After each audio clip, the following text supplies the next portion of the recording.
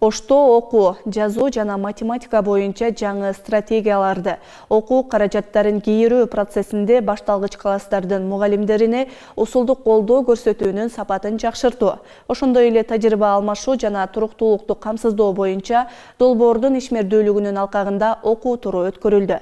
Анда башталгыч класстар мугалимдери усулдук колдоону уюштуруу боюнча областтар жана райондор аралык тажрыйба алмашууну уюштуруу, ошондой эле усулдук иштерди жөнгө салуучу укуктук документтер менен тааныша алышты.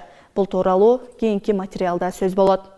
Так, ребята, я сейчас вам построю фигурки. Билим берүү жана илим министрлиги менен биргеликте уюштурган учурда өлкө боюнча жайылтуу аракеттери жүрүүдө. Ал үчүн облус шаардагы билим берүү институттары тарабынан мугалимдерди системалуу окутуу жолго коюлууда.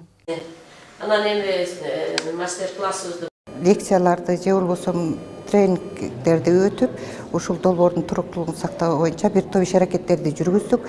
Ошол баягы долбоордун негизинде окуусулдук методикалык кабинеттерге бир топ документациялар, ошол окуусулдук метод кабинеттердин жоолорун иштеп чыгуу боюнча, ошондой эле башталгыч класстын окуучуларына окуу китептерин иштеп чыгуу боюнча бул долбоор бир топ иш аракеттерди жүргүздү. Бүгүн Ош шаарындагы билим берүү институтунда 7 дубандагы билим берүү институттарынын жетекчилери, улуттук тренерлер чогулуп, долбоорду турукташтыруу маселеси талкууланды.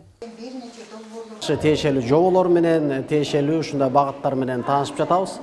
Буюрса биз жер-жерине барганда бул долбоордун туруктуулугун мындан арды иштеп кетишине кепилдик беребиз. Башка мектептер, долбоорго камтылбай калгандагы мектептерибиз өздөрү демилге көтөрүп, бул сабак өтүүдө абдан кызыктуу экенин байкашып, бул долбоорго кирбесе дагы ошол мектептер дагы өздөрү кызыгуусу менен мугалимдер жамааты биргеликте ошону өздөрү инициатива көтөрүшүп, иш алып барышып жатышат.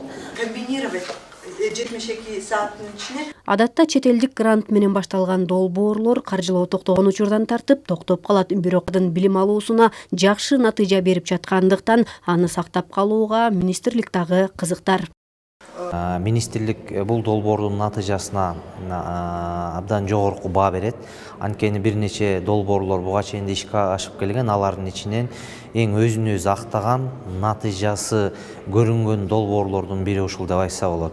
Анан республика боюнча 75% мектептердин бардыгын камтыган долбоор болду. Мына кече жакында эле НОДУнун улуттук баалоонун жыйынтыгы чыгарылды да. Мына ошондо дагы ушул долбоордун алкагында 4-класстардын ушул окуу көндүмдөрүнүн жыйынтыгы жогорулагандыгы байкалды. Белгилей кетсек, катышуучулар аталган методиканы өлкө боюнча жайылтуудан сырткары чоң класстарга дагы киргизүү зарылдыгын эскертишти. Анткени көргөзмө курал реалдуу мисалдар менен өтүлгөн сабак балдардын эске тутуусун, ой жүгүртүүсүн жакшыртат. Бул ПИЗАдагы негизги талаптардын бири.